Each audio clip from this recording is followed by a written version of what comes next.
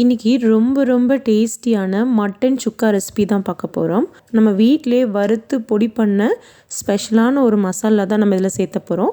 கொஞ்சம் டிஃப்ரெண்ட்டான ஸ்டைலில், என்னோடய ஸ்டைலில் இந்த மட்டன் சுக்கா ரெசிபி பண்ண போகிறோம். கொழுப்பு, எலும்பு, அப்புறம் போன்லெஸ் பீஸு இப்படி எல்லாமே கலந்து 1 கிலோ எடுத்திருக்கேன்.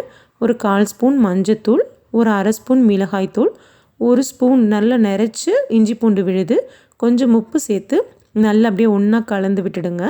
ஒரு 10 நிமிஷம் நல்லா ஊறட்டும். அப்போ தான் இந்த மட்டன் பீஸில் எல்லாம் இந்த உப்பு காரம்லாம் இறங்கி நல்லா டேஸ்ட்டாக இருக்கும். இப்போ ஒரு குக்கரில் 2 டேபிள் ஸ்பூன் நல்லெண்ணெய் சேர்த்துருக்கேன். எண்ணெய் கொஞ்சம் சூடானதும் நம்ம ஊற வச்ச மட்டன் பீசஸ் எல்லாம் உள்ளே சேர்த்துட்டு குக்கரை மூட வேண்டாம், லேசாக ஒரு 2 நிமிஷம் மூடி வைங்க. இந்த அளவுக்கு நல்ல தண்ணி பிரிஞ்சு வரும். இந்த மாதிரி தண்ணி கண்டிப்பாக பிரிஞ்சு வரணும். அப்போ தான் மட்டனில் வந்து நல்ல உப்பு காரம்லாம் பிடிச்சி செம்ம டேஸ்ட்டாக இருக்கும்.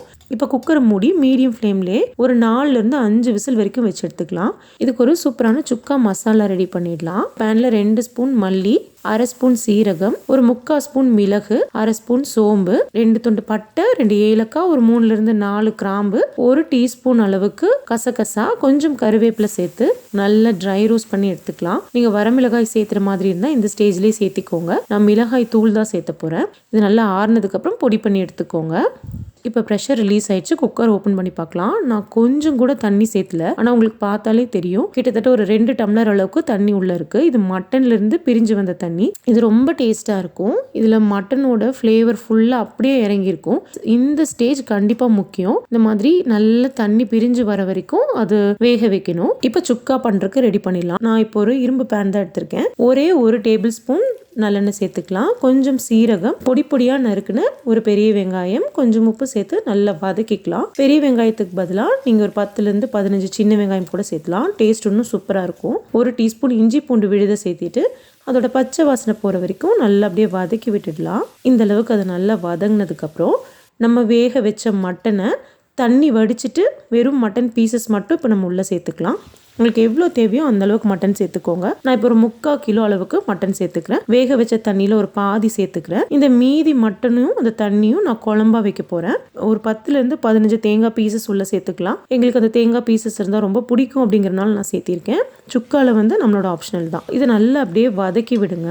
நம்ம மசாலா பொடி வறுக்கும் போது மிளகாய் வத்தலே சேர்த்தலை, அதனால நான் ஒரு 1/2 ஸ்பூன் மிளகாய் தூள் சேர்த்துருக்கேன். அது கூடவே ஃப்ரெஷ்ஷாக வறுத்து அரைச்ச சுக்கா மசாலாவை ஒரு 2 ஸ்பூன் மட்டும் சேர்த்துக்கிறேன். மீதி நீங்கள் அப்படியே ஒரு ஏர்டைட் பாக்ஸில் ஸ்டோர் பண்ணி வச்சுக்கலாம். கொஞ்சம் கருவேப்பிலை சேர்த்து அப்படியே நல்லா வதக்கி விடுங்க. அந்த எண்ணெயெல்லாம் நல்லா வற்றி சுண்டி வரணும். அப்போ தான் டேஸ்ட்டு சூப்பராக இருக்கும். இந்த ஸ்டேஜ்லேயே வேணும்னா நீங்கள் ஆஃப் பண்ணிடலாம். ஆனால் நான் இன்னும் நல்லா ட்ரையாக ரோஸ்ட் பண்ண போகிறேன். உங்களுக்கு பார்த்தாலே தெரியும் பாருங்கள். நல்லா ட்ரையாக அப்படியே ரோஸ்ட் பண்ணி எடுத்துக்கலாம். செம்ம டேஸ்டியாக இருக்கும். இந்த மெத்தடில் கண்டிப்பாக ட்ரை பண்ணி பாருங்கள். நம்ம ஃபஸ்ட்டே மட்டனை தண்ணி ஊற்றாமல் வேக வச்சுருக்கோம் இல்லைங்களா, அந்த மட்டனோட ஃப்ளேவர் ஃபுல்லாக அந்த தண்ணியில் நல்லா இறங்கியிருக்கும். அதை சேர்த்து நம்ம இந்த சுக்கா செய்கிறனால ரொம்ப ரொம்ப ஃப்ளேவர்ஃபுல்லாக ரொம்ப டேஸ்டியாக சூப்பராக இருக்கும். மட்டன் சுக்கா சூப்பராக ரெடி ஆயிடுச்சு. இப்போ இந்த சுக்காலாம் மாற்றி எடுத்து வச்சுருங்க. ஒரு 10 பீஸ் மட்டும் இருக்குது. நான் இப்போ ஸ்டவ் ஆஃப் பண்ணிட்டேன். ஸ்டவ் ஆனில் இல்லை. அந்த பேனில் ஒரு 2 கை அளவுக்கு சாதம் சேர்த்து அப்படியே அந்த மசாலா ஃபுல்லாக அப்படியே மிக்ஸ் பண்ணி எடுத்துக்கோங்க. இந்த ரைஸ் செம்ம டேஸ்டியாக இருக்கும். கண்டிப்பாக ட்ரை பண்ணி பாருங்கள். ட்ரை பண்ணி பார்த்துட்டு எப்படி இருந்துச்சு அப்படின்னு உங்களோட ஃபீட்பேக்ஸ் அண்ட் கமெண்ட்ஸை என் கூட ஷேர் பண்ணுங்கள். தேங்க்யூ.